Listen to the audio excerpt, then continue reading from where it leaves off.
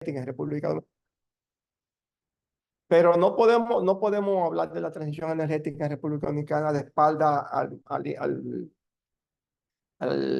los temas mundiales, tanto en transición como en las revoluciones industriales. Importante señalar que el mundo, en diferentes etapas de su desarrollo, pues pasando por diferentes fases de revoluciones industriales, que a su vez han sido transiciones energéticas en todas. Está la primera, la segunda, tercera y cuarta revolución industrial, donde partimos de la mecanización, el tema entró en boga la electricidad, entró en tema la informática, y la cuarta revolución básicamente, que es la que estamos viendo ahora, es la digitación. Un tema muy debatido, y yo creo que es básico para poder hablar un poco de transición, conocer cuáles han sido los procesos nuestros de revolución industrial. Hablamos de la primera revolución industrial, que es donde la transformación económica agrícola industrial. Acuérdense que pasamos del caballo a la máquina de vapor, básicamente. Los productos comenzaron la fabricación de productos en serie, comenzó la extracción de carbón, que ahora ya el carbón es malo, pero bueno, el carbón en realidad jugó su papel en el desarrollo industrial del mundo, no República Dominicana, del mundo. Después vino la forja de los metales, por completo, cambió por completo la industria del comercio. Se inventó los telares, la máquina de hilar, y vino el transporte, masificación del transporte con las locomotoras de vapor. La segunda revolución industrial es cuando básicamente pasamos de la máquina de vapor al motor eléctrico. Eso es muy sabido y conocido. Y después se inventó el motor de combustión, cuando vino la fabricación de autos en serie. Vinieron al mercado los productos del acero, los químicos, la comunicación empezó con el telégrafo y el teléfono. Y el transporte comenzó a crecer con pasos agigantados con la invención de la aviación y la masificación del automóvil. Después pasamos perdón, se fue mucho, a la tercera revolución industrial. Básicamente, después de otros 100 años, la energía nuclear y la electrónica entraron en escena. Comenzó la energía nuclear en Europa, creció tanto en Gran Bretaña como en Estados Unidos, y eso masificó el uso de la energía y abarató los costos de energía. Y después pasamos a la cuarta revolución industrial, así de manera simple. Es mucho más amplia la descripción, pero no queremos aburrirlo con los temas. Cambió de la energía renovable como de solar y energía eólica y la geotérmica. Se aceleró la tecnología digital. Vinieron el Internet, la conexión de Internet. Empezó la tecnología de la nube, que esa es ya lo que estamos viendo ahora. Y comenzaron los mantenimientos predictivos, los datos de tiempo real, que lo cual conduciría a decisiones comerciales más inteligentes, a una mirada de empresa en todo el mundo. O sea, en realidad la cuarta revolución industrial es la que estamos viendo actualmente, y ha cambiado todo el paradigma y ha facilitado muchas cosas. Ya el trabajo es mucho más digital, mucho más en la nube, ya no se están haciendo tanto los trabajos físicos. Y vino los temas de abaratamiento, costo de energía por lo medio de la renovables. Bueno, hablamos mucho de transición energética, pero hay pocas definiciones, o hay muchas definiciones, pero mucha gente no la conoce. La transición energética es un proceso que busca reducir la dependencia de los combustibles fósiles. Perdón que no le cambié el slide. De los combustibles fósiles, aumentar el uso de fuentes de energía renovables como la energía solar, la energía eólica, la hidráulica, geotérmica y biomasa, perdón. Este proceso también implica la mejora de la eficiencia energética. Hablar de transición energética, si no mejoramos nuestra eficiencia energética, no estamos diciendo nada. Y igualmente hablar de transición energética, si no reducimos nuestras emisiones de gases de efecto invernadero y aumento de los empleos verdes, tampoco estamos diciendo nada. Esos son temas que tenemos que verlo en toda su magnitud. La Comisión Económica para América Latina, la CEPAL, ha propuesto 5 pilares de acción simultánea para acelerar la transición energética a nivel mundial y básicamente en América Latina. Incrementar la energía renovable, incrementar nuestra materia de energía renovable, dar acceso universal a la energía eléctrica basado en energía renovable, de manera de disminuir nuestra pobreza energética. Sabemos países como nuestro tienen una pobreza energética muy grande, unos índices muy altos. Incrementar la eficiencia energética, como hablamos, hablar de transición energética, si no hablamos de eficiencia energética es un tabú. Debemos incrementar la eficiencia energética en todos los sectores de nuestra vida diaria. Fomentar la implementación, integración y la interconexión regional, también eso es mucho. Yo hablaba en una reunión de ministros de OLADE ahora en noviembre pasado, hablaban de integración, interconexión, integración, y entonces los países sudamericanos, Uruguay, Chile, Argentina, Brasil, hablaban un poco de la interconexión de ellos, y que tenemos que aumentar la interconexión. Entonces yo levanté la mano y hablé como isla que somos, como territorio insular que somos, y hablé en nombre de todos los países insulares. Digo, mire, en realidad la interconectividad y la transición energética, estamos de acuerdo con todo eso, pero nosotros somos países insulares y no tenemos las facilidades que tiene Uruguay, que tiene Chile, que tiene Argentina, que tiene Paraguay, que tiene Brasil, donde hay interconexión entre todos ellos y se pasan energía de uno a otro. Por ejemplo, países como Brasil que tienen, o Paraguay que tienen desarrollo hidráulico enorme con las centrales de Itapú, pueden comprar energía o pasar energía a los vecinos. Nosotros no tenemos esas facilidades. Entonces, nosotros lo único que tenemos es el sol y ahí que tenemos que fomentar nuestra nación energética. Por lo tanto, nuestra interconexión con los demás países es wireless, es inalámbrica. Se echaron a reír todo. Digo, claro, porque es muy fácil hablar que aumentar mi generación es renovable cuando yo lo único que tengo es sol y viento y el agua que tengo es muy limitada. Entonces tenemos que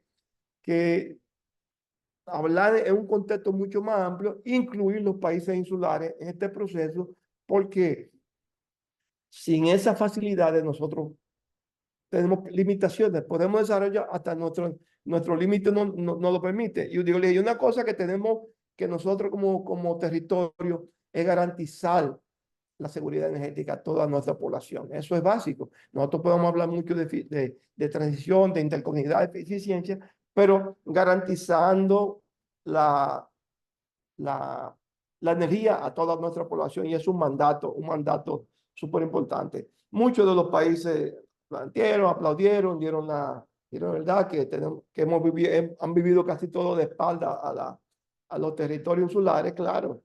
O sea, nosotros podíamos tener, yo le dije, mira, nuestros vecinos más cercanos son Puerto Rico, Cuba, Jamaica y Haití.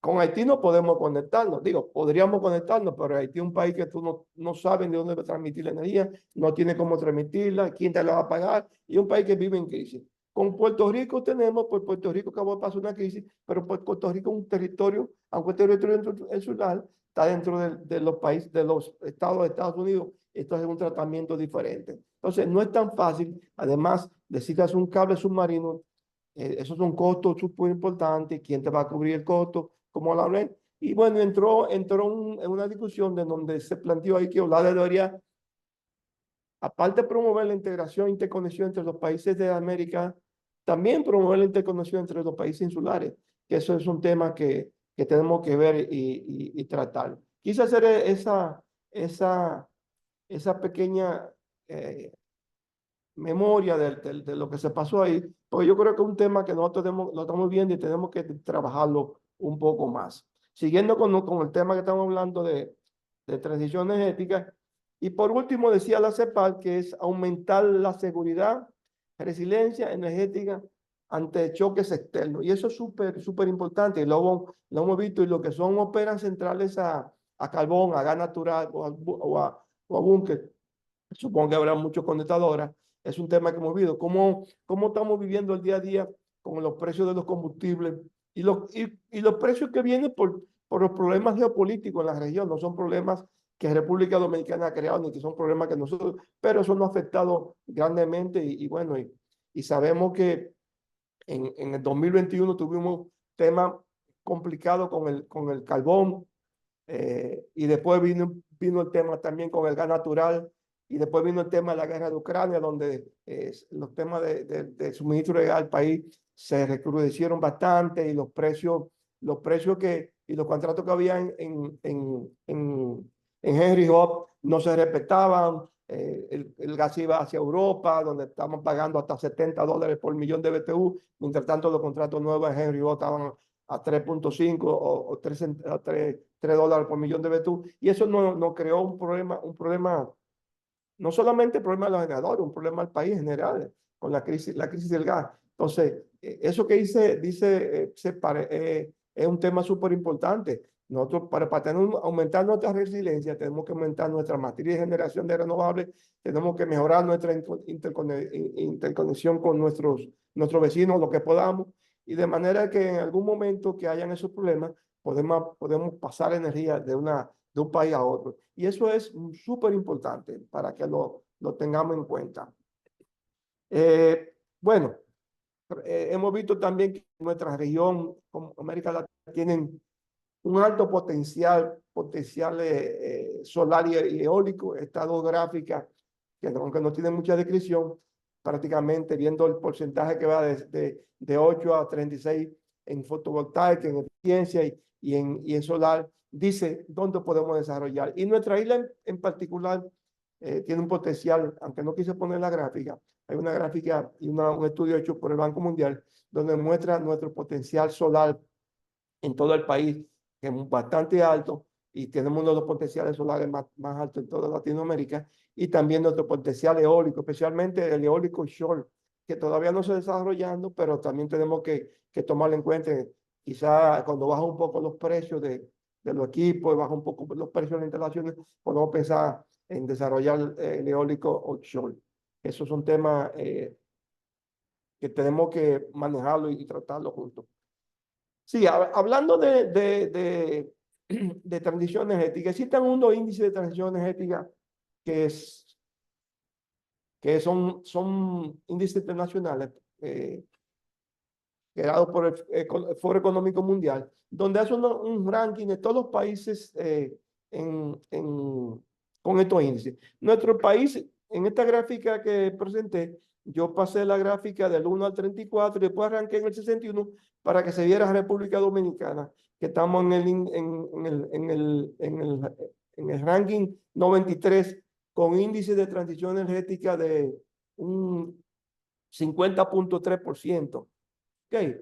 Y también tenemos un significado, un performance del sistema, que es un 54.5, perdón, y también tenemos el TR, que significa preparación para la transición, que estamos en un 42.7. Eso es súper importante, ese índice, porque dice que estamos todavía mucho por hacer para avanzar en los temas de transición energética. Si usted ve cómo está, por ejemplo, Suiza, está Dinamarca, está Noruega, claro, yo no pretendo que nos comparemos con esos países, pero con un país centroamericano que podemos compararnos, o sudamericano, que es con lo que tenemos que compararnos, por ejemplo, Costa Rica. Claro, Costa Rica tiene un índice mucho más alto que nosotros, pero Costa Rica tiene una ventaja, tiene mucha agua y además tiene mucha geotermia que nosotros no tenemos ningún volcán, y es súper importante. La siguiente gráfica muestra lo que vimos anteriormente. Hablamos de los que son la preparación para la transición energética. Estos son índices regionales completos, donde vemos que entre Europa y Norteamérica son los que más están preparados para la transición energética. Ya un objetivo un 100%, está un 33%, un 34% como región, y Latinoamérica no es donde está República Dominicana, estamos un 22%. Asia está un poco más alta que nosotros, un 25, y Medio Oriente y África un 26.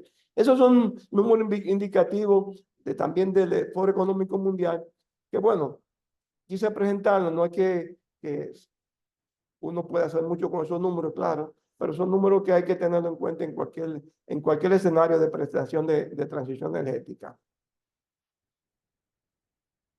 Siguiendo adelante, vemos cómo está Latinoamérica, no el Caribe, Latinoamérica en general, donde Brasil está encabezando el índice de transición, y en el último peldaño está México 54.2. México está casi igual que nosotros en el índice de transición energética. O sea, tiene que trabajar bastante en la parte de transición energética.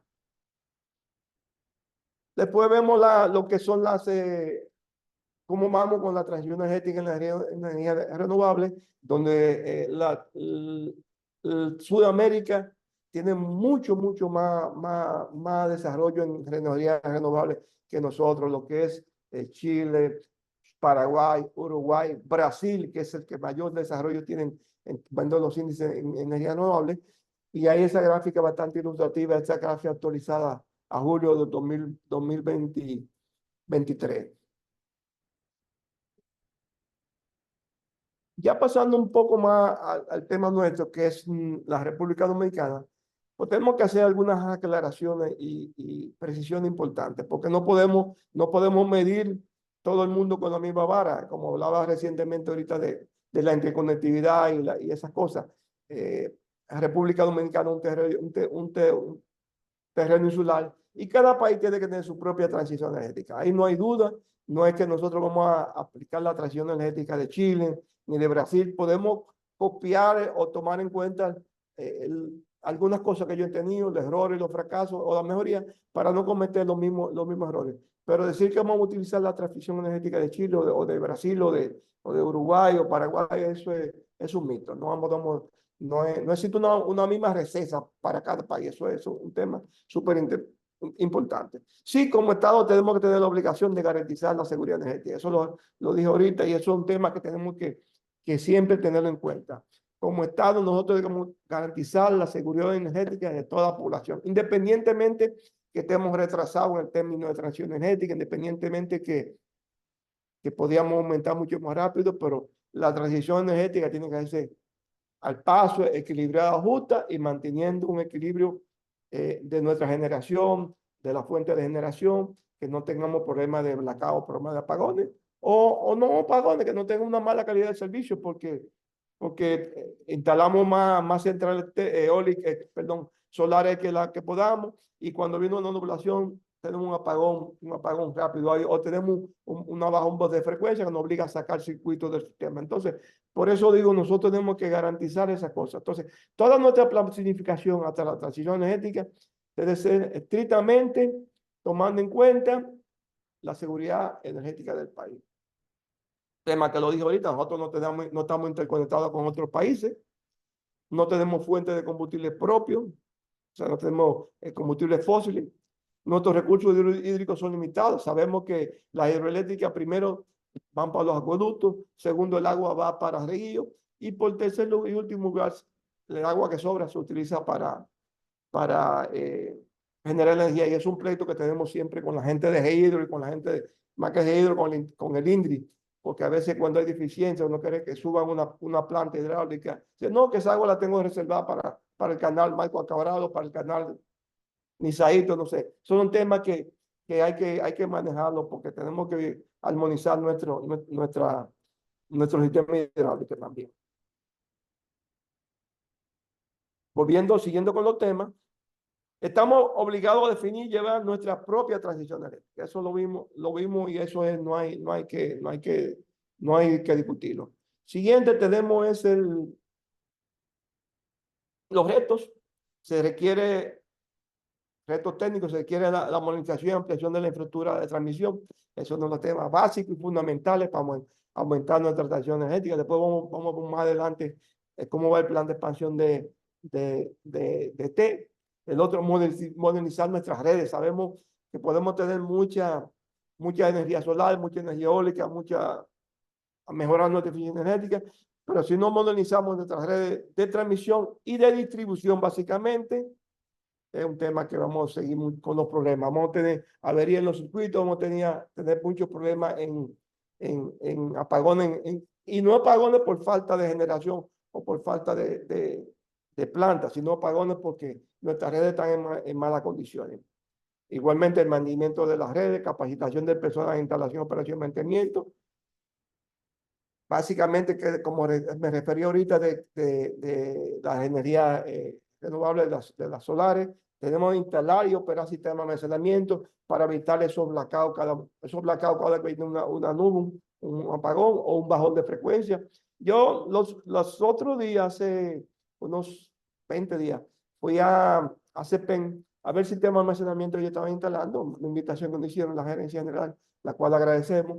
Y estamos hablando y viendo ahí, estamos debajo de los paneles. Y en un momento, tú sientes el inversor, la plena capacidad, con un sonido muy característico cuando el inversor trabajando. Y de repente, como si bajaron la luz. Y me dice el operador, el jefe de planta que está ahí, ¿sentiste eso? Digo, sí. Digo, aquí hay una nube. Cuando miraba arriba, exactamente, una nube se había portado arriba de los paneles y bajó al 50% de la capacidad de la central. Entonces, es un tema que es el día a día.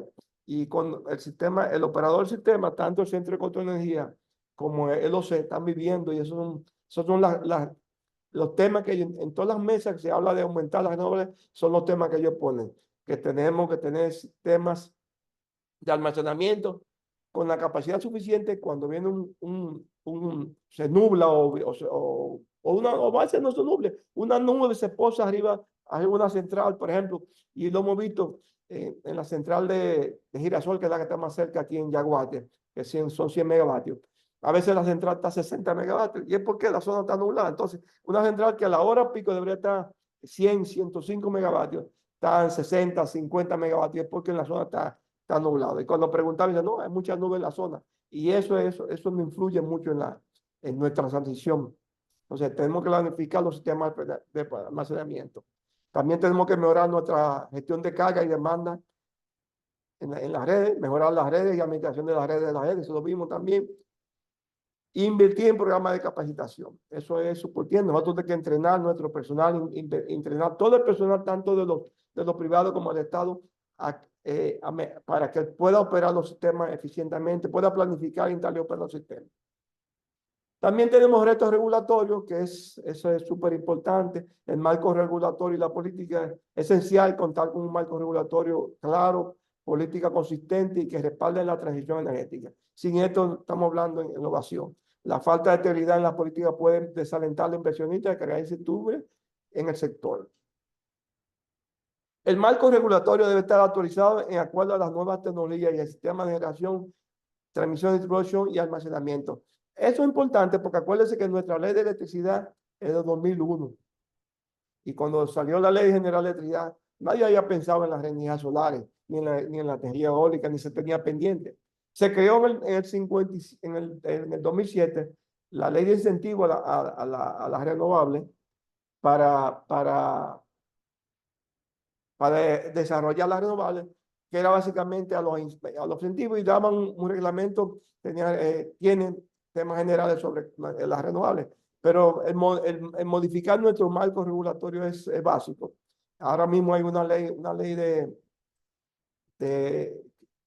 que está en el Senado, que se llama Ley de Armonización para mejorar el marco regulatorio de todo el sistema, y yendo ya hacia las nuevas, pensando más en las nuevas tecnologías. También tenemos los retos financieros para invertir en nuevas tecnologías, proyectos renovables. Eso básicamente, acuérdense que cuesta un proyecto renovable, cuesta, no es gratis. Hay que comprar paneles, hay que comprar los terrenos o alquilar los terrenos, hay que hacer las redes, la subestación. Entonces, los retos financieros es súper importante. Los financieros para invertir en nuevas tecnologías y proyectos sostenibles pueden ser un desafío, o son desafíos. Igualmente, las tasas de financiamiento son muy altas. Es un tema que hemos visto. Según publicaciones de IRENA, en el Caribe los costos de los seguros son súper importantes que lo tengamos en cuenta. Los costos de los seguros para las plantas solares o las plantas eólicas son un 30% más caras que los demás países. Y eso se entiende, y se entiende porque nosotros estamos en zona en la ruta de los huracanes, Y claro, el inversionista o el que financia quiere proteger su inversión. Por eso crea seguros adicionales y son mucho más caros que un seguro que se haga, no sé, en Argentina o se haga en Uruguay. Son mucho más caros los costos de los seguros. Irene reconoció que son un 30% más caros. Entonces, eso es súper importante que lo tengamos en cosas. Otro tema que es local, no está afectando mucho, son los costos de los arbitrios no estandarizados. O sea, lo que cobra un ayuntamiento en Baní no es lo mismo que cobra un ayuntamiento en Pedernal, o lo que cobra un ayuntamiento en Manzanillo, en Montecristi, o en Dajabón, o en Guerra, qué sé yo. Cada ayuntamiento tiene su propio arbitrio, es un tema que debemos estandarizar, porque el país es el único, el país el país nuestro no es tan grande para que el ayuntamiento de Manzanillo y el ayuntamiento de Guerra tengan arbitrios diferentes. Eso hay que estandarizarlo y es un tema que se topa el inversionista en el día a día cada que va a sacar permiso para instalar una central solar, una central eólica. El otro tema son los altos costos de los terrenos para el desarrollo de los proyectos de energía renovable. Yo digo que no hay que decir que vamos a instalar una planta solar en ningún sitio, porque tan pronto se anuncia, y no solamente las solares, eso también, cada vez que se dice que se va a hacer un proyecto en cualquier tierra, los dueños inmediatamente aumentan los precios. Les digo porque, por ejemplo, nosotros tuvimos o estamos muy involucrados en las plantas de Manzanillo, las plantas nuevas, y esos terrenos originalmente eran de la antigua sede, después pasaron al ministerio, y hemos tenido que tener ese trato diario con la gente. Y terreno que antes de pensar hacer un proyecto de Manzanillo, parecía un número, no necesariamente el número costaba, no sé, 300 pesos el metro cuadrado, ahora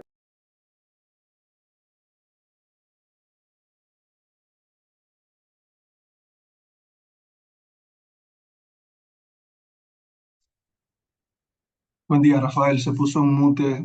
veo Sí. que se puso mute, no sé por qué. La gente normalmente, no sé si entendieron lo último que hablé de los altos costos de los terrenos,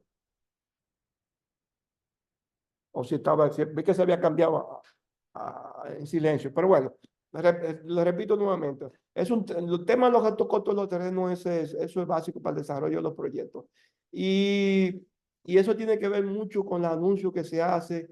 Cuando dice que se va a centrar una central solar, no sé, en Jaina, parece un número, decir cualquier nombre, inmediatamente al que terreno esté baldío, todo el que tiene terreno al lado de esa central aumenta el precio. Y eso se entiende, coge plusvalía. Yo decía que no solamente con las centrales solares, eso pasa, por ejemplo, yo estoy involucrado mucho con el proyecto de Manzanillo, en la parte de licitación, hicimos una licitación y con los contratistas y esas cosas, porque esos terrenos eran original de la antigua CDE y después pasaron al ministerio. Y cuando estamos en la fase de negociación con los dueños anteriores, terreno que antes de anunciarse la central, se habían acordado pagar 300 pesos por decir un número, el metro cuadrado. Ellos subieron a dólares y lo llevaron a 50 o 60 dólares el metro cuadrado. Entonces son cosas que tú dices, bueno, pero no hay, y si nos vamos a los precios que tiene Catastro en los terrenos, no tiene sentido. Entonces es un tema súper importante que hay que tomar en cuenta con los proyectos, porque ya mucha gente no ha informado mucha impresión y dice, mira, es que yo no tiene sentido. Voy a comprar un terreno y me dicen un número y después cuando voy a cerrar el negocio me duplican el precio sin razón aparente. Digo, bueno, eso es un tema que quizás el Estado va a tener que de alguna manera terrenos fiscales que tenga el Estado, quizás definirlo para centrales renovables y esos terrenos poderlo negociar directamente con la inversión en forma de arriendo, si no se quiere vender, porque vender un terreno está más difícil, en forma de arriendo, un arriendo a largo plazo podría ser. Es un tema que hay que discutirlo, verlo con la gente de Catrato, quizás una planificación mucho mejor. Pero aquí hay muchos terrenos que son fiscales, o sea, son terrenos estatales que podrían desarrollarse proyectos antes que lo vaya a ocupar un vivo o una gente que esté interesado por hacer negocio, que el Estado decida sobre esas cosas. Bien, otro tema también son los retos sociales también. La conciencia pública, la participación, la falta de conciencia sobre los beneficios de la energía renovable y la necesidad de reducir la emisión de gases de efecto invernadero puede ser un obstáculo. La gente no entendió, mucha gente no entendió eso. O sea, piensan piensa que el tema de los gases de efecto invernadero es un mito. Y no solamente eso, también vienen los retos sociales. Aquí hay 3 proyectos de solares que debían haberse terminado hace 2 años. Y por tema de gente invasora que se metieron en el terreno, ahora han tenido que pagarle dinero a la gente o hacerle casa. Son temas sociales. Y aquí hay bandas que se dedican a eso, invadir terreno para después cobrar y pedir más dinero. Entonces, esos son temas súper importantes. La transición energética puede tener implicaciones económicas y sociales significativas en regiones que dependan de la industria de los combustibles fósiles. Es un tema también importante porque, por ejemplo, decir que va a aumentar la presión energética y hay que cerrar una central, entonces hay un tema que se va a hacer con la gente que trabaja en esa central, dónde se va a ubicar. Eso es un tema que tenemos que planificarlo y verlo con tiempo. No podemos decir de un golpe porrazo, se cierra tal o cual central porque esa energía la va a suplir un parque de energía renovable. Eso hay que planificarlo, verlo sin afectar los intereses de los inversionistas, sin afectar el personal, buscar ubicación, como en Chile. En Chile hizo un plan de decarbonización y es un plan que se hizo con los hombres mano a mano con los inversionistas, donde se fue buscando dónde se iba a emplear cada miembro de que trabajaba en la organización, que tiene un empleo por año. Es un tema que quizá hay que pensarlo en la fase de transición energética. No es decir, montamos todos paneles solares, cerramos la central fulano, aquí no menciona el nombre central, y entonces esa gente, ¿qué hacemos con esa gente? Eso es importante. Es importante abordar estos impactos y desarrollar estrategias para tener una transición justa y equitativa. Eso es mandatorio y yo creo que es lo que hay que ir haciendo ya próximo, porque la transición energética es algo que está ahí, no es algo que nosotros podemos pensar que va a llegar en 30 años. Hay que trabajar en eso. Bien, aquí mostramos ya cómo está nuestra generación actual, nuestra matriz de generación y cuántos son renovables y convencionales, un tema que ustedes conocen, no es un tema, ahora mismo en energía estamos un 15.23% que estamos aportando al CENI, cerramos el 2023 y un 84.77% en convencionales. Tenemos meta de llevar al 25%, que es una meta bastante fuerte, y al 30%, excusa que ahí se me fue un 22-30, el 20-30, el 30%. Esos números no son imposibles, pero hay que trabajar. Ahora mismo tenemos no quiero llegar ahí porque es mucho más la inversión, pero tenemos muchos proyectos de energía renovable en construcción por alrededor de 1.300 megavatios, que es un slide más adelante, lo vamos a mostrar y lo pueden ver ya más en detalle. Claro, nuestra matriz de renovable ha crecido a pasos gigantados. Quizá todavía podría estar un poquito más rápido. Yo creo que en los últimos 3 años y medio hemos aumentado, hemos duplicado la matriz de renovable que encontramos en el 2020, y eso es súper importante. Y no solamente eso, tenemos ahora mismo muchos proyectos en construcción. Déjenme si voy al slide ese que lo podemos ver más adelante. Muchos proyectos en construcción, ahí lo podemos ver. Ahora mismo tenemos 1.368.90 megavatios en construcción, que pueden entrar entre finales de este año y el año próximo. Esos son temas que tenemos que verlo porque ya ahí vamos a tener que ver la parte de almacenamiento, porque ya esos proyectos necesitan almacenamiento. Claro, muchos proyectos de eso ya están entrando con almacenamiento porque el año pasado la CNE sacó una resolución donde dice que todas las centrales de energía solar mayor de 50 megavatios tiene que tener almacenamiento. La resolución dice cuánto es la tabla, de 0 a 50, de 50 a 100, cuánto es la tabla, pero es importante, eso es mandatorio, y después de esa resolución no se ha aprobado ninguna concesión provisional que no tenga almacenamiento. De hecho, ahora mismo ya creo que ya 4 o 5 proyectos ya están trabajando en adicional almacenamiento, y el mes pasado se dio el primer Picasso en agua a la primera central de energía renovable solar que va a llegar con almacenamiento. Se hizo ese primer Picasso, y eso está concomitante con lo que hemos hablado de que deben promover almacenamiento. Ahora mismo está trabajando el Ministerio de Energía Mina junto con la empresa de transmisión en los términos de referencia para sacar una licitación de almacenamiento como sistema stand-alone conectado a las redes de transmisión. Eso se vio por la necesidad que hemos tenido y viendo que no solamente los proyectos nuevos, sino los proyectos viejos. Hay 1.126 megavatios en renovables que no tienen almacenamiento. Entonces, a eso hay que incrementar el almacenamiento y también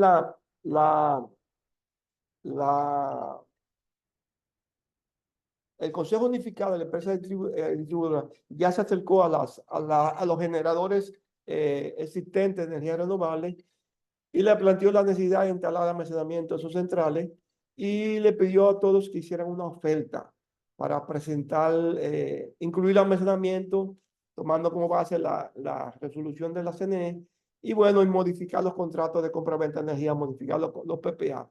Entiendo que se le dio hasta el 31 de este mes para presentar las ofertas y que cada inversionista puede decir, bueno, yo necesito tanto, el precio de venta de energía que yo necesitaría es esto, haciendo su costo nivelado de energía para poder acceder al almacenamiento. Entonces, yo creo que el trato de almacenamiento es básico y como Estado Dominicano, como Ministerio, como sector energético, estamos trabajando en esa parte. Y hemos ido con buen pie y ya tenemos varios proyectos que van a instalar almacenamiento de energía en solares. Ya hay uno, como dije, yo soy del primer Picasso, y estamos en la fase de licitaciones o pedirle a los existentes instalados que instalen almacenamiento y llegar a negociar precio con ellos. Bueno, esta gráfica muestra la evolución de cómo ha ido las renovables, una gráfica indicativa del sector. Perdón, me fue el slide ahí. Bueno, esto es súper importante porque energía renovable no solamente está instalando los privados, están la medición neta, o lo que le llamamos generación distribuida, va creciendo agigantadamente. Ya tenemos unos 14.256 usuarios oficiales conectados al sistema de medición neta. Aunque hay gente que tiene generación distribuida, pero no está conectado a la distribuidora, tienen para su consumo propio. Y tenemos unos 338.57 megavatios ya conectados al sistema de emisión neta. O sea, eso hay que anexarlo a lo que hablamos de las renovables. O sea, los 1.200 y tantos megavatios, hay que sumarle esos 338. Y eso va a incrementar la natividad porque esa energía está conectada a la red, no es una energía que está aislada. O sea, podríamos mejorar ese sistema y yo creo que sí. Hay varios proyectos que estamos trabajando como ministerio junto a los multilaterales y no solo multilaterales, estamos trabajando con otras instituciones como es el Ministerio de Educación y con el Banco Mundial tenemos un proyecto de rooftop solar que es para fomentar la instalación de techo solar en toda la población. Es un proyecto que la inversión inicial está hablando $150 millones, que es un proyecto súper ambicioso, súper importante. Claro, un proyecto a mediano plazo, no un proyecto a corto plazo, pero se está trabajando en ese proyecto igualmente con el Ministerio de Educación. Estamos trabajando en los planes de electrificación de escuelas rurales y después vamos a entrar en la parte de instalar la energía de generación distribuida en toda la escuela urbana. La idea del ministro de Educación, tanto el ministro de Energía, es que todas las escuelas tengan energía solar. Eso es, porque hay que predicar con el hecho, no vamos a decir, vamos a hacerlo, no estamos trabajando en eso. Es un tema súper importante. Siguiendo con los temas de generación neta, ahí vimos cómo ha ido creciendo nuestra matriz. Eso es súper.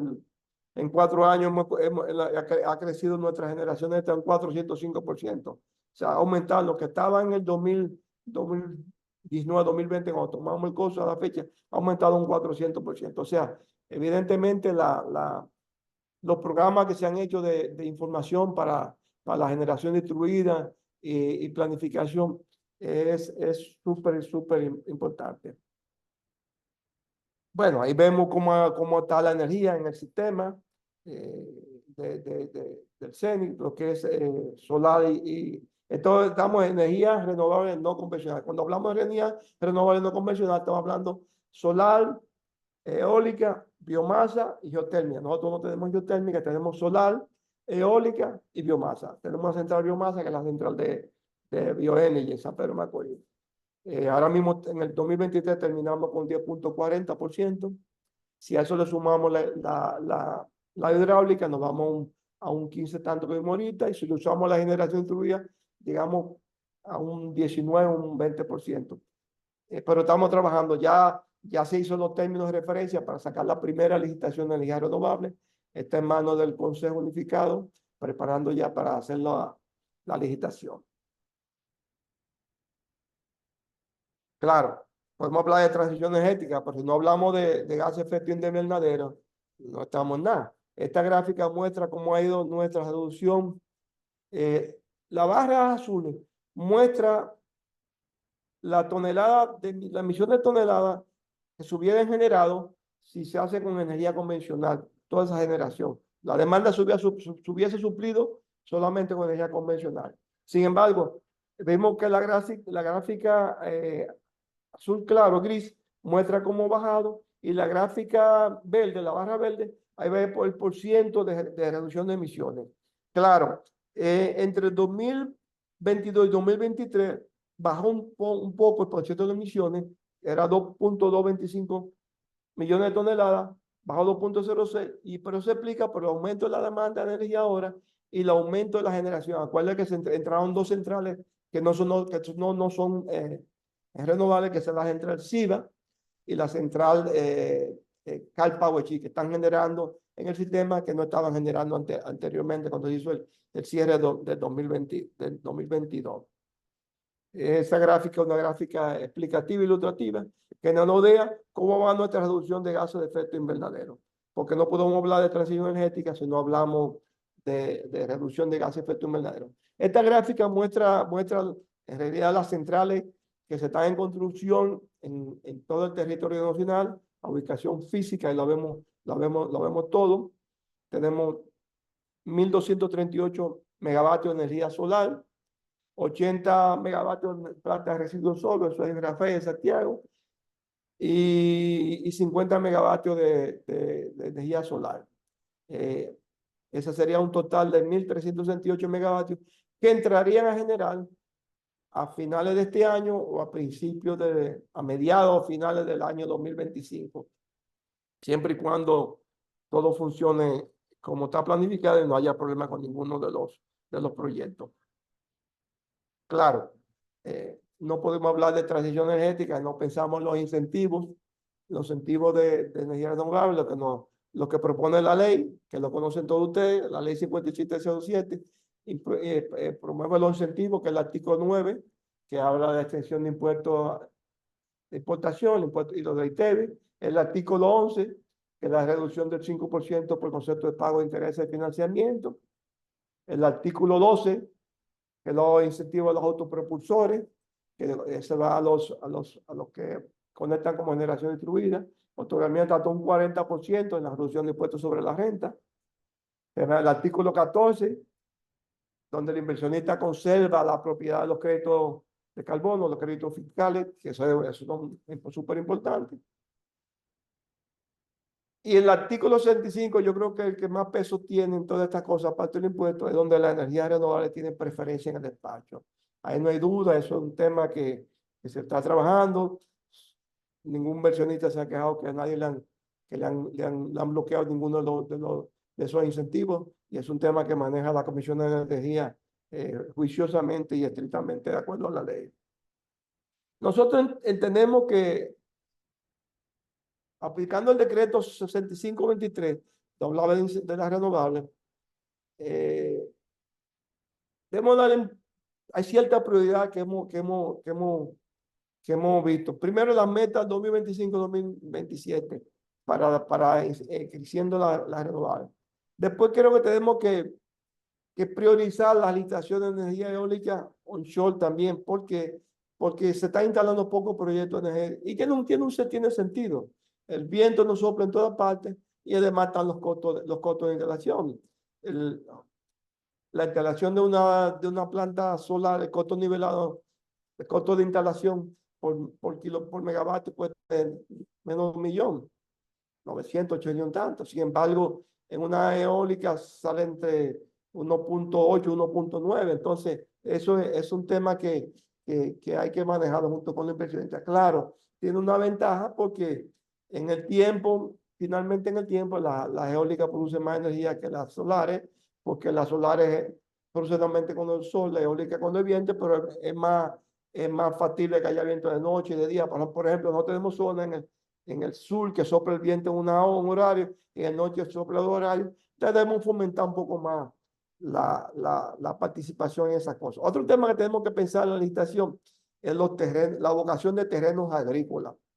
Y es un tema que la CNE está manejando muy estricto a través del Ministerio de Agricultura, donde se exige una carta de no gestión del Ministerio de Agricultura cuando se va a instalar una central solar eólica en algún terreno, que podría ser un terreno agrícola, porque sabemos que aquí hay muchos terrenos que eran terrenos que anteriormente tenían vocación cañera, ahora son terrenos baldíos porque no se han metido, pero un terreno puede tener vocación agrícola, es un tema que se está estrictamente viendo claro. Y otro tema súper importante, definir los polos de generación. Lo que yo hablé ahorita, quizás ver terrenos fiscales para definir polos de generación, por dos razones muy sencillas. Primeramente, son terrenos que si son del Estado, podría de alguna manera venderlo o alquilarlo al inversionista a largo plazo para generar unos proyectos. Y definiendo esos terrenos en zonas específicas, se podría llevar la línea de transmisión. Es más fácil que transmisión crezca hacia a polos polares específicos, que crezca alrededor de todo el país, que haya inversiones instalando plantas, no sé, en Guerra, en Puerto Plata, en Santiago, en Baní, en Afro, en Baní. O sea, va a ser un sistema como una telaraña. Sin embargo, si podemos definir polos solares específicos, donde concentremos la mayor parte de eso, de energía solar, podemos reducir el uso de terreno agrícola, reducir el problema del tema de los terrenos y darle más que eficiente, hacer más eficiente las redes de transmisión, el crecimiento de las redes de transmisión. Ese es un tema súper importante. Y por último, otro tema que hemos visto que es súper importante en las licitaciones es la eólica offshore. Vimos que República Dominicana tiene un potencial de 62 gigavatios offshore alrededor de la costa. Claro, viendo los parques, ¿cómo se llama? Los parques que no se permiten construir en ellos, los parques nacionales, eh, ese potencial se reduce a alrededor de 5.000 megavatios, pero 5.000 megavatios es bastante. Entonces, podríamos nosotros incentivar la instalación de energía eólica offshore, reducimos el uso de los terrenos agrícolas, reducimos el problema que hay de los vientos, porque las centrales eólicas offshore tienen eficiencia de hasta un 60%, mientras que una central eólica onshore, máximo, por ejemplo, las de Cumencita están dando un 46, un 44%, y son 60 es mucho. Entonces, ahí podríamos tener una ventaja en el desarrollo. En ese tema estamos trabajando como ministerio, con la empresa de transmisión y la CNE, cómo promovemos un poco más el tema de la eólica onshore, perdón. Bien, ya entrando ya más en detalle, ya lo que hablamos de transmisión, podemos ver que el sistema de transmisión, el sistema que tenemos ahora mismo tiene unas 102 subestaciones, tiene 5.300 kilómetros de línea en 3 niveles, 1.500 kilómetros de fibra óptica, el suplidor de fibra óptica más grande del país. Y además el que opera el CENI, el que opera la central en el centro de control de energía ubicado en la red de transmisión desempeña un papel crucial en la transición energética en cualquier país. Y ya en el nuestro no es un secreto que necesitamos mejorar el crecimiento de nuestra red de transmisión. Por eso la empresa de transmisión tiene un plan de desarrollo de todas nuestras redes de transmisión. Con esto, la integración de renovables, mejoramos con la red de transmisión. Tenemos más flexibilidad en almacenamiento, estamos trabajando en eso. Reducimos la pérdida de energía, mejoramos la resiliencia del sistema, facilitamos la electrificación y se mejora la interconexión entre las provincias. La empresa de transmisión apoya el proceso de transición energética y un ambicioso plan de transmisión. Ese plan son de la ampliación de la línea 135, 138 kilovoltios en la zona norte, algunas que están en construcción. La reconfiguración del esquema de interconexión de los proyectos renovables zona este, reforzamiento de la zona central, haciendo algunas, tenemos que llegar a acuerdo con alguna empresa, una empresa generadora en la parte de Guerra, para hacer una subestación que se conecte a la subestación de Cabreto, porque ya la subestación de Cabreto no tenía más bahía, y esa subestación una subestación adicional donde se conectarán varios parques solares y de ahí se conectarán a la bahía de Cabreto. Tenemos la reconfiguración de la integración de los proyectos renovables, la ampliación de la línea azul de 345 a 138, está la línea que va del 15 de Asua iría del 15 de Asua hasta Julio Sauri, que esa es la súper importante, y la ampliación de la 345 que va hacia la zona este, la quería desde la central, de la subestación de Cabreto hasta San Pedro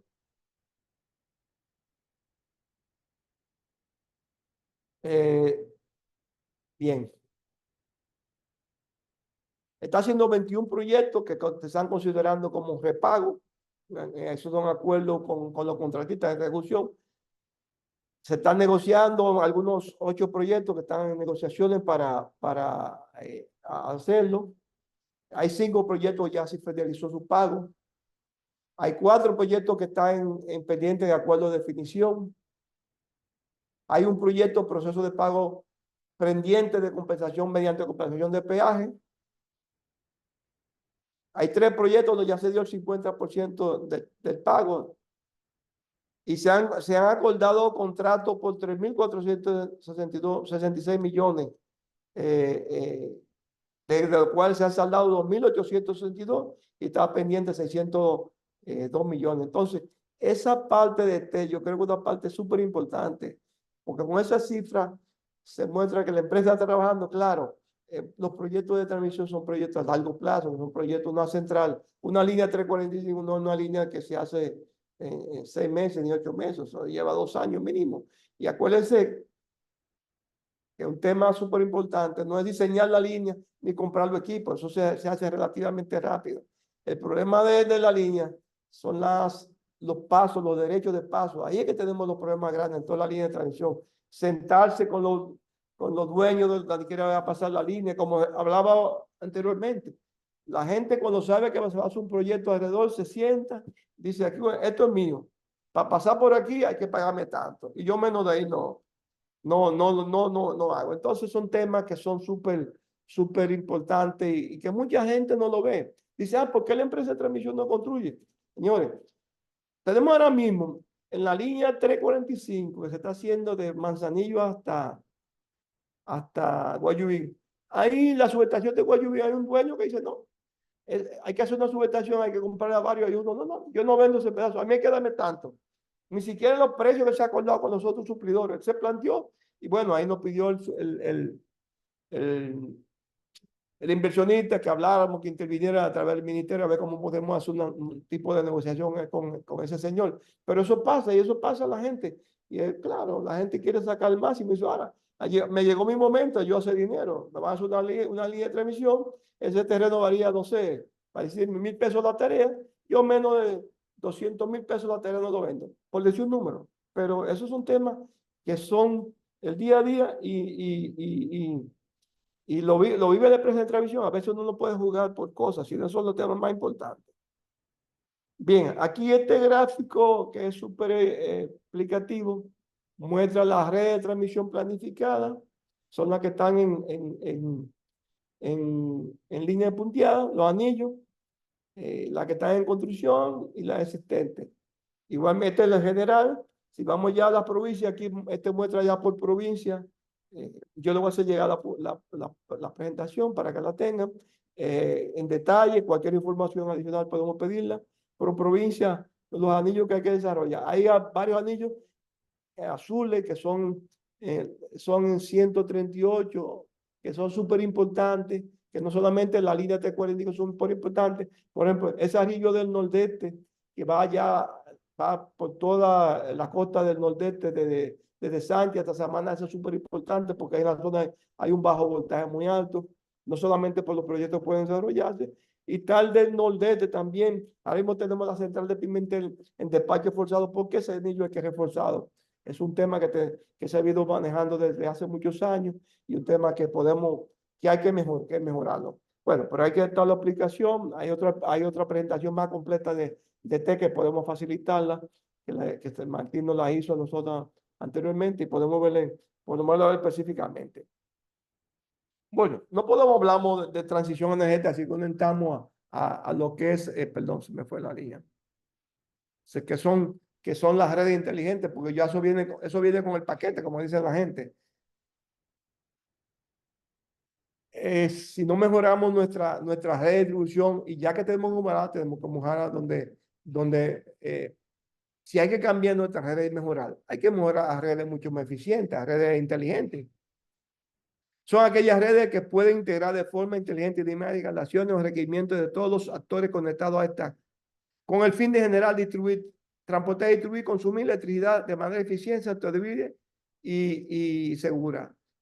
Por ejemplo, en parques con red inteligente podemos definir en las figuras dónde inyecta más energía, dónde la energía puede tenerlo, dónde se está consumiendo más, cuál consume más reactivo. Entonces son temas que súper importantes. Son de doble vía de generación de energía, igualmente el transporte, la distribución, el consumo de energía y lo que generan. Y son básicas también para la red inteligente, para la parte de generación distribuida. Si tenemos una red inteligente y sigue creciendo nuestra generación distribuida, eso es súper básico para todo el proceso. Hay alguna definición importante que tenemos que tomar en cuenta. Son mayores eficientes. El concepto principal de una red inteligente es el uso óptimo de recursos, es decir, la eficiencia, dependiendo de su configuración. Una red inteligente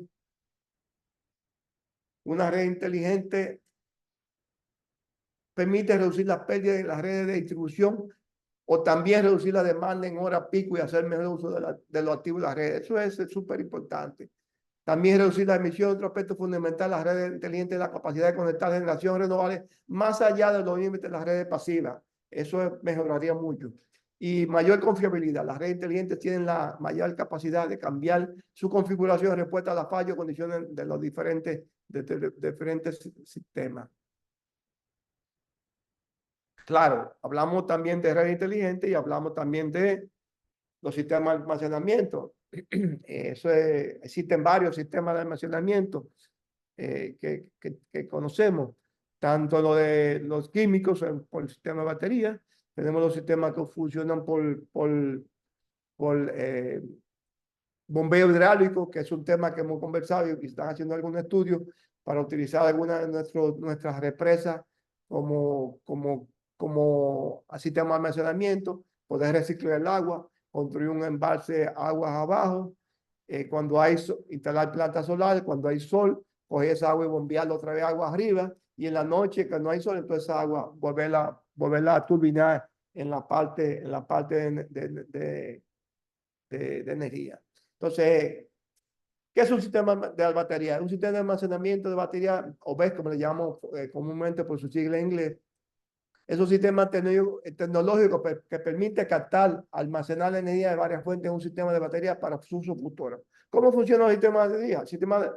Consiste en acumular energía en material que permiten retenerla y liberarla de manera controlada a través de métodos que incluyen desde la refrigeración mediante acumulación de hielo hasta la exposición a temperaturas extremas elevadas. ¿Cómo se almacena la energía en la batería? Las baterías son un dispositivo que almacena energía eléctrica en forma química y la liberan después como corriente continua en forma controlada. Todos los tipos de baterías contienen electrones positivos y electrones negativos. Es un tema que nosotros lo vimos hasta en la universidad, que no quiero aburrirlo con la explicación. Bueno, aquí hay un poco de historia. ¿Quién inventó la batería? La Gastón Platé en que murió de 1834 a 1839, fue un científico francés que dio la acumulación eléctrico basado en elementos de plomo, introdujo una solución ácida que con sucesivas mejoras sigue siendo la base de la batería mayoritariamente utilizada en automóviles. Es una explicación así rápida. ¿Cómo se almacena la energía en la batería? ¿Qué tipo? Las baterías son dispositivos, son lo mismo ya, que mantienen de forma química. Esto es súper importante. ¿Cómo los sistemas de almacenaje podían mejorar el sistema? Primeramente, integración de energía renovable. Eso es súper importante. Podemos tener mucho más energía renovable porque así cuando viene un apagón, la energía renovable, la batería suple energía, o cuando hay pico de carga o algún bajón de frecuencia, la batería se usa para diferentes usos. Eso va a producir un ahorro de los costos de energía eléctrica, porque si usted almacena energía a bajo costo, que es cuando está la energía solar en el día, y le inyecta a la red en la noche, donde el costo marginal es mucho más alto, usted abarata el costo de energía. Entonces, eso es súper importante. También el respaldo y resiliencia, da el uso óptimo de energía. También ante gestión de pico, el respaldo de pico, reducción de pérdida de energía y almacenamiento, suministro de energía. O sea, los sistemas de batería son súper importantes y súper básicos para nosotros poder mejorar y poder incrementar nuestra transición energética. Eso lo vimos sin duda. Se está trabajando eso como ministerio y empresa de transmisión y la empresa de la distribuidora y la Comisión Nacional de Energía estamos incentivando para el uso de la batería. Otro sistema también que es súper importante en la transición energética, el hidrógeno verde. Claro, el hidrógeno verde no es lo mismo decirlo que hacerlo, como dice la gente. Es una tecnología que se conoce de hace muchos años. La producción de hidrógeno no es nueva. De hecho, el que conoce plantas, trabaja en plantas termoeléctricas, sabe que el hidrógeno se utiliza de que yo tengo conocimiento de plantas termoeléctricas, los generadores grandes se enfrían por hidrógeno. Entonces, el proceso de producir hidrógeno es un proceso por la electrólisis, no un proceso que es nuevo. El problema del hidrógeno es el costo. El costo del hidrógeno, producir hidrógeno ahora mismo, el costo muy alto. Muy alto es un tema que hay que repensarlo porque yo no sé si yo puse en esta aquí, está muy claro. Esto es súper importante. Y esto es importante. Esos son los retos importantes para la producción de hoy. Principal para usar hidrógeno verde es su costo de producción. La producción de hidrógeno demanda una gran cantidad de energía. El costo de hidrógeno con energía obtenido con energía renovable asciende entre 2.5 a 5.5 euros por kilovatio. Por kilo, perdón. Para producir un kilo de hidrógeno, ahora actualmente, eso no es nuevo, para un kilo de hidrógeno se puede utilizar entre 50 a 65 kilowatt hora de energía, dependiendo de la eficiencia, ¿verdad? Pero 33 kilowatt hora de energía produciría un kilo de hidrógeno, o sea, el balance energético no da, no sé si lo han captado. O sea, ya para poder yo producir un kilo de hidrógeno, debo gastar entre 55 a 60 kilovatios hora. Pero para un kilo de hidrógeno solamente me produce 33.33 kilovatios hora. Entonces, la ecuación no machea. Por eso que nosotros decimos, sí, vamos a trabajar, estamos como ministerio ya iniciamos ¿cómo se llama? Una hoja de ruta junto a los organismos multilaterales, la GIZ, el Banco Mundial, para producir hidrógeno, desarrollo, quizás en algún futuro no muy lejano tener un proyecto piloto de hidrógeno. Pero ahora mismo decir que vamos a instalar una planta de hidrógeno para producir energía, inyectar la red, no es económicamente rentable. Mejor yo inyecto la energía directamente. O sea, no sé si me explico. Quizá si alguien tiene algo más claro que yo, me lo dice, porque esto estando en el hoyito y hemos estudiado y hemos analizado. Esto es lo que nos da los números. Entonces yo creo que tenemos que trabajar en ese sentido, en la parte de preparación, de evaluación, de mejores sistemas y no solamente planificarnos para el futuro. Por ejemplo, y eso lo hicimos cuando nosotros sacamos la licitación de las plantas de Manzanillo. Una de las condiciones que pusimos es que las turbinas de gas a instalar solo fueran turbinas de última generación o clase H. ¿Qué significa eso? Que en un futuro, cuando haya hidrógeno disponible, en una mezcla hidrógeno-gas natural, se podría que quema hidrógeno en esas máquinas. Eso es súper importante y creo que todos los nuevos proyectos que está licitando el Consejo Unificado, que ahora mismo hay una licitación para dos nuevos proyectos de mediano plazo, están pidiendo eso, que sean máquinas tipo H que puedan en un futuro producir hidrógeno, porque nosotros nos descartamos que un país que no tiene petróleo produzca su propio combustible. Y si nosotros tenemos el hidrógeno, el producto principal del agua, el agua salada, y eso es lo que más tenemos, agua de mar ahí. Tenemos sol y tenemos viento, claro, tenemos que abaratar los costos de la energía para que sea energía verde, abaratar los costos de energía eólica, energía solar, que para producir el hidrógeno salga mucho más económico, o por lo menos el balance energético se mantenga. Eso es súper importante. Yo no sé si hay alguna pregunta, yo creo que fui muy rápido, pero viendo la presentación, si hay algún tema más, yo creo que hasta aquí llegamos y ahí hicimos un recorrido general sobre lo que sería la transición energética en República Dominicana, o lo que es, porque no es lo que sería. Estamos caminando sobre ella y la transición energética no es un proyecto de un día.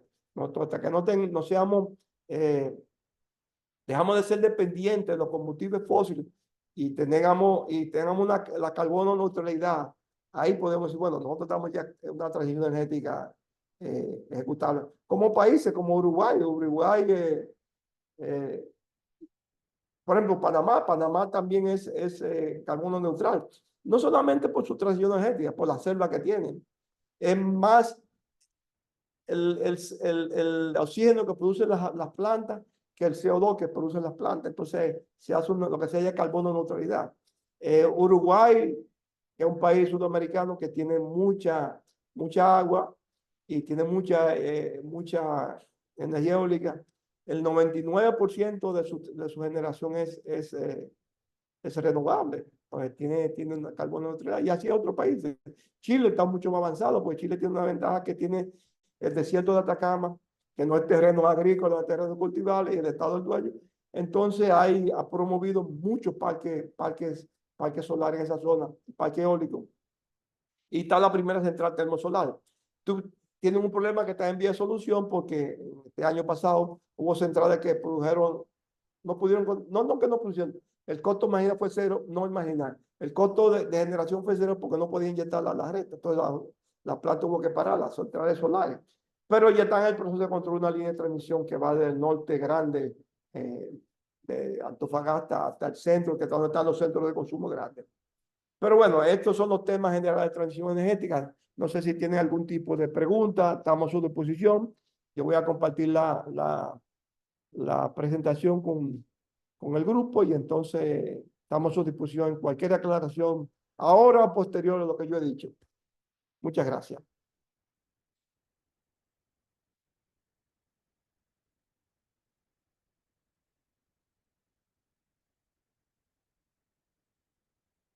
¿Aló? Sí, sí. No, excelente, excelente presentación, señor Gómez. Muchas gracias. Sí. Entonces, pasamos a la parte, si tienen preguntas, eh, la, la pueden hacer. Entonces, estoy revisando el chat de todo modo a ver lo que han escrito, pero si tienen preguntas, la pueden hacer. Estoy viendo justamente el chat. Si aquí igual dice excelente presentación.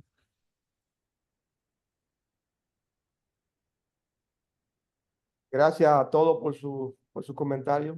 He tratado de explicar, claro, yo no soy el mejor expositor muchas veces. No soy como el ministro, que el ministro tiene un don, el don de la palabra, pero tratamos de que se entienda lo que decimos. Mirna Amiama quiere hacer una pregunta sobre el hidrógeno, que si puede volver sobre el hidrógeno y las diferencias entre el verde, el azul y el gris. Sí, Sí, como, Héctor Romero dice que todo quedó muy claro y excelente. Excelente presentación. sí, como, Entonces, se puede aclarar esa parte entre la diferencia del hidrógeno verde, el gris y el claro, azul. claro, claro, claro, claro. Yo no lo tengo aquí en esta presentación, no muestro toda la diferencia, pero voy a ampliar un poco de lo que me he manejado.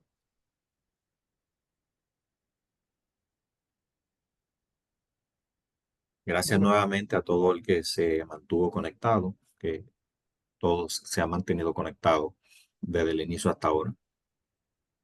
Qué bueno, qué bueno. Bien. El hidrógeno verde es el que es obtenido mediante el uso de energías renovables. Eso es claro. Para que sea verde, para el proceso de hidrólisis, en vez de usar energía conectada a una central a carbón o una central a gas natural o una central de motores, hay una central solar o eólica que inyecta energía para producir el hidrógeno verde.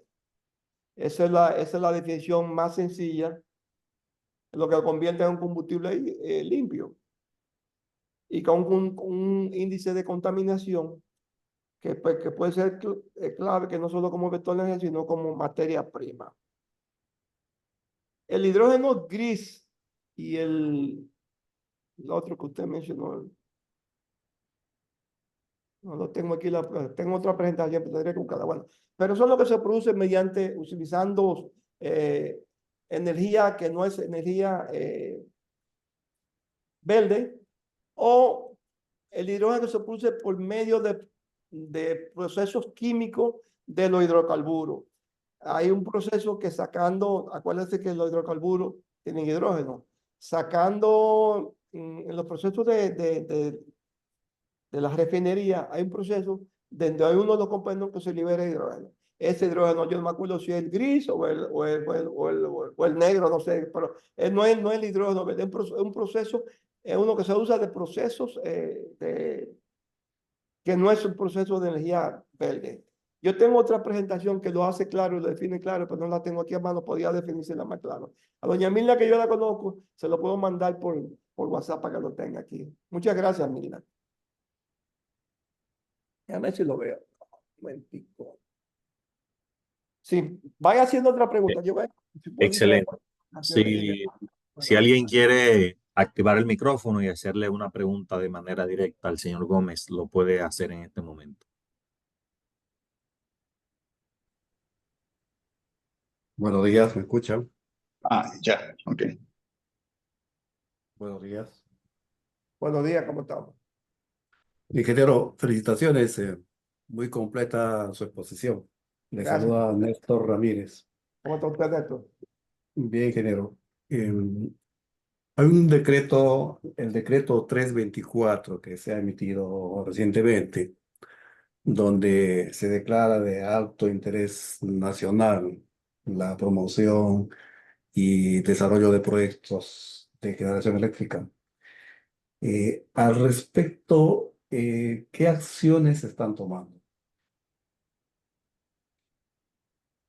Mire, el espíritu de ese decreto es que darle prioridad a los proyectos de energía en el país, tanto los proyectos de energía renovables como los proyectos de energía convencionales, y que los procesos de permisología, tramitaciones se agilicen, porque desarrollar un proyecto a veces no es solamente, como digo yo, es de inversionista. Uno como Estado tiene que entender que el Estado también tiene mucha responsabilidad en la tramitación y permisología del proyecto. Entonces, con este decreto, si usted lo leyó en contrario, el decreto da prioridad a todos los proyectos de energía, dado la necesidad que hay de aumentar nuestra matriz, porque se prevé que si no ingresamos energía en el 3 años 24, en el 2025, podríamos tener un déficit de generación. Entonces, porque esa es la planificación que tiene, como creció la demanda y como se vio la demanda este año. Entonces, con ese decreto, el presidente lo que quería es dar prioridad a los proyectos de energía, y que las instituciones y los agentes y todo lo que esté involucrado en el proyecto entienda que es un proyecto que se hace a mayor celeridad Y hay procesos que pueden hacerse sin unos trámites que se puedan acelerar esos procesos. Básicamente, esa es la mística de ese decreto. Si le hago un ejemplo, por ejemplo, no necesariamente es el caso, pero un tema son los temas medioambientales. Acuérdate que un permiso medioambiental de cualquier proyecto aquí se tome hasta 2 años.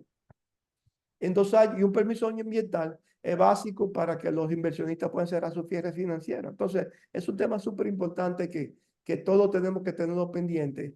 Que yo no digo que por eso pero es un ejemplo que quise ponerlo para que te estuviera claro. Y otros permisos, por ejemplo, los terrenos, la titulación, qué sé yo, todas esas cosas ayudan mucho a que la gente entienda que no es que se va a sentar ahí y cuando sale el permiso sale, sino que hay que darle celeridad a los procesos. Ok, buenas. ¿Me escuchan? Gracias. Sí, ¿Me escuchan? sí, le escucho perfectamente. Sí, Miguel Rosario de este lado. Hola, Miguel, ¿cómo estás? Rafa, excelente presentación, muy completa, muy global. Yo sé que dentro de cada uno de esos slides se puede abundar muchísimo porque esto es básicamente un resumen y nosotros conocemos de la problemática, pero te felicito por tan buena presentación. Mira, tengo 2 preguntas breves. La primera, ¿qué está haciendo el Estado dominicano? Y cuando digo el Estado dominicano, por aquello de la continuidad, y que son problemas que tenemos que no vienen de ahora de este gobierno, sino que han estado latentes. Tú mencionaste el tema que tiene que ver con las barreras de entrada que tienen esos inversionistas que vienen a querer invertir, acudiendo a un llamado, por ejemplo, que hace el presidente de la República en este caso, o el mismo sector eléctrico, el mismo ministerio, le hace ese llamado a esos potenciales inversionistas, pero cuando vienen acá se encuentran, bueno, mira, los terrenos no están saneados, tengo problemas con transmisión, tengo una serie de regulaciones que todavía no están hechas y no tengo esa seguridad jurídica. O sea, ¿qué están haciendo ustedes a nivel ya puntual, práctico, de procedimiento para atacar ese tema? Ese uno, que es un tema bien grande, obviamente, que va a demorar muchísimo tiempo. Esa es una pregunta. Y la segunda es, con el tema de las baterías, cuando tú dices, bueno, mira, los proyectos que están actualmente funcionando, vamos a acercarnos a ver de qué forma se renegocian esos contratos con esas empresas que están instaladas ya para ver si instalamos baterías y puedan hacer el famoso trasvase de generación de las horas de valle a las horas de pico. O sea, ¿qué ustedes han pensado con el tema de los costos asociados a ese proceso y también los temas operativos que se puedan generar allá en la hora de punta cuando yo tengo centrales base a carbón, a gas, que si en algún momento tengo mucha generación renovable disponible, pudieran entonces armarse un tapón allá arriba y crear restricciones que a la vez pudieran incrementar los precios? No sé si me tomaste la idea, pero son esas 2 preguntas. La barrera de entrada para proyectos renovables que están haciendo y con el tema de la batería, el análisis económico y operativo para mover esa generación a horas de punta. Bien, muchas gracias, Miguel. Y, oye, no te pierdas, acuérdate que estamos aquí. Sí, voy Mira, a tener que hacerte una visita. Sobre la barrera de entrada, yo creo que se está haciendo mucho, y la Comisión Nacional de Energía, que es donde entran los proyectos renovables, tiene todo un escrito de cómo deben tratarse los proyectos. Unos problemas muy importantes que a veces la gente piensa que son barreras. Nosotros, como dominicanos, mucha gente le gusta mucho los atajos. Y nosotros entendemos que uno de los problemas que se presentan más en todos los proyectos, cuando el inversionista quiere tomar atajos. Y bien pasa aquí. Aquí llega un inversionista de renovables, nos presentan los proyectos. Digo, sí, perfecto, nosotros vemos el proyecto, pero acuérdate que usted tiene que someter el proyecto ante la CNE, solicitar una concesión definitiva, después viene la concesión notar, tiene que ir a ETEPA, entonces tiene que seguir todos los procesos. Mucha gente no hace eso. Dice, no, yo soy amigo del ministro, o sea, amigo del ministro, ellos me ayudan para mover los temas. Nosotros ayudamos en la tramitación no nos podemos, pero nosotros no queremos que se viole la ley ni que se violen los reglamentos, que se cumplan todas las cosas. Por ejemplo, un problema que se presenta normalmente es con la concesión, con la autorización del ET, la non-gestión. Este tiene una red de transmisión que tiene limitaciones, lo sabemos, no podemos tapar el sol con el dedo, tiene limitaciones y no toda puede aceptar toda la energía que se conectar. Si ya este ha dado un permiso a un proyecto para conectarse ahí, tiene una objeción. Cuando ve a alguien y quiere conectarse en un polígono, casi en el mismo polígono al lado, y no hay, entonces, pero este me bloqueó, no me quiere dar permiso. No, que la red no se conecte. Este es lo que te dice, no, bueno, preséntame una solución, cómo tú vas a poder hacer, cómo tú te vas a conectar, y una solución podría ser, no sé, quizás una línea hasta la subestación más cercana, o quizás instalar una subestación, qué sé yo, hay muchas soluciones. Y yo veo, y él preséntame los costos, y vemos, y lo discutimos, y podemos ver, esas son soluciones. Este siempre está abierta a buscar soluciones con los inversionistas, pero a veces la gente no entiende, la gente dice, no, pero usted tiene que dármelo todo. Sí, nosotros, esa es la idea, que quisiéramos darle todas las soluciones, pero el país tiene limitaciones, y las limitaciones de una limitación que hay. Otro tema que hay con los terrenos, lo que yo hablé ahorita, o sea, a veces no se aprueba yo hago parte del directorio que representando al ministro de Relaciones, no se aprueba una concesión provisional porque el Ministerio de Agricultura dice, no, que el terreno tiene vocación agrícola. Pero que me está limitando. No, que eso no Señores, nosotros tenemos una isla y la isla no tiene terreno limitado. Y acuérdense que nosotros producimos muchos de los productos que nos comemos aquí. Si nosotros hacemos como otros países, sembramos el país de paneles solares, vamos a tener que importar todo.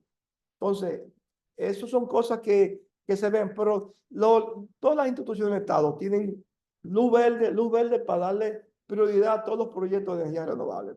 Y eso es un tema que se trata en el gabinete constantemente, donde hace parte el ministro, hace parte Martín, hace parte el director de la CNE, hace parte el superintendente, hace parte el ministro de Hacienda, que le den prioridad a los proyectos. Y es una cosa que el presidente no le gusta, no quiere que alguien le lleve una queja que un proyecto se paró por negligencia. Normalmente, si algún proyecto se para por un tema o no se está cumpliendo con la ley, o hay limitaciones técnicas, que a veces no es que hay como pasa con limitaciones técnicas. Entonces, como ministerio, nosotros estamos trabajando y una cosa que estamos impulsando y tanto con la CNE, con todo el inversionista, hacemos reuniones constantes con los inversionistas. Inmediatamente decimos cualquier problema que haya en un proyecto, que se le pare, se demore, acérquese al ministerio, que nosotros vamos a hacer lo que sea necesario para que el proyecto se mueva siempre, esté dentro de la ley. Eso es un tema. El otro tema que me hablaste, el tema de la batería. Sí, es un tema súper importante. Yo creo que quizás no soy yo la persona justa para dar respuesta, porque nosotros como ministerio lo que creamos política, no comercializamos.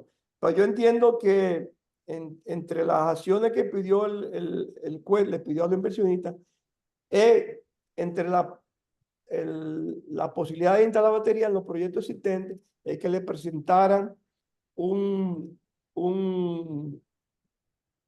me llama, una solución, un precio de referencia a cómo ellos pretendían cobrar el valor de la batería, a ver si era viable el costo, porque acuérdate que cualquier costo que venga es para que vaya a la factura. Entonces, lo importante es bajar los precios de la factura, no incrementarla. Pero es un tema que van a negociar directamente los instaladores. Por ejemplo, el que tiene una central ya operando, sus referencias son las distribuidoras o el Consejo Unificado de Distribuidoras, entonces van a hablar entre ellos. El otro tema fue, yo creo que no, había otro tema. No, la parte El tema operativa. de operación del sistema. Mira, yo no soy Sí. culpable del sistema. Eso es el Centro de Autonomía y el OC. Eso son unas preocupaciones válidas y lo hemos discutido muchas veces. Claro, nosotros sobre todo tenemos que garantizar garantizar la seguridad energética. Y yo entiendo que las centrales solares tendrán un límite. No, si tú me dices, y lo digo porque yo tengo que decirlo de una vez así, no pueden ponerlo. Si uno dice que vamos a sacar centrales, vamos a meter centrales solares, vamos a sacar Catalina, yo te voy a decir inmediatamente, yo digo imposible. La Catalina es una de las centrales más, pues salía con cualquier otra, dije Catalina porque es la central del Estado. Catalina es una central de base más importante aquí. Solamente ese, tiene un costo muy bajo, le da inercia al sistema, una central de gran capacidad, tiene muchos beneficios más que lo que la gente habla. Claro, cuando nosotros tengamos un sistema que crezca suficiente, quizás yo no lo vea ni tú, porque yo no tengo la edad ya para eso, tú quizás lo vas a ver, sí se puede presentar un sistema mucho más robusto de energía renovable.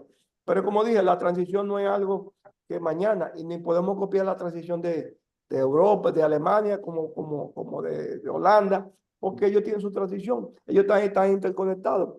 Si yo tuviera interconexión con una isla, otra isla que tiene centrales grandes, una central nuclear, que pueda suministrarme energía, como pasa en Europa, que pueda suministrarme energía, si yo vengo se me nubla, tengo una dificultad en mi energía renovable, sí, pero yo no tengo eso. Entonces mi garantía como Estado para tener seguridad energética es en esas centrales. Dije ahí Catalina, por no mencionar centrales, que puede ser cualquier otra central, puede ser una central de los privados, porque son centrales súper importantes, básicas.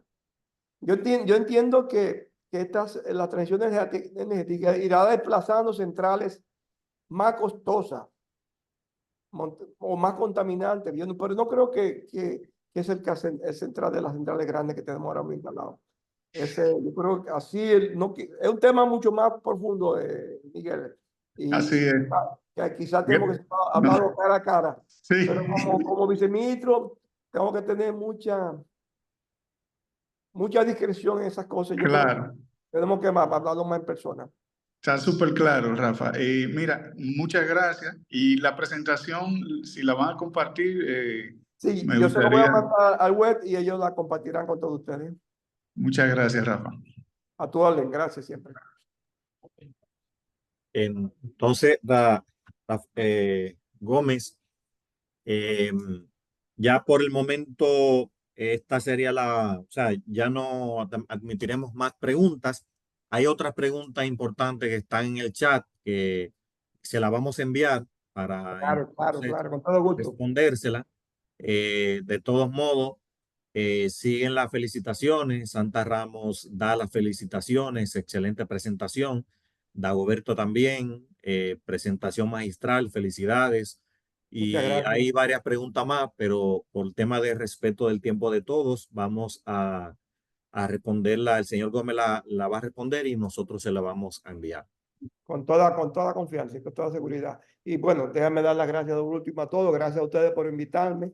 Yo espero haber sido suficientemente claro y explícito. Como dije al principio, quizás me falta un poco de, como tiene el ministro, sé dónde la palabra, pero yo creo que entre mi voz ronca y esas cosas, las cosas se entienden. Y yo creo que he tratado de ser lo más claro posible. Y siéntase en la libertad de hacerme cualquier pregunta en lo personal y profesional. Yo soy de los pocos viceministros, no quiero compararme con nadie, que tiene la puerta abierta y le toma el teléfono a todo el mundo. Muchas gracias. No, excelente. Muchísimas gracias nuevamente, señor Rafael Gómez, por su tiempo y por la excelente presentación. Y gracias a todos los que se mantuvieron conectados. Y será entonces hasta una próxima. Estén atentos a las demás convocatorias que vamos a hacer, que tenemos toda una agenda en la web para este año. Y gracias nuevamente. Con esto finalizamos y que pasen feliz resto del día.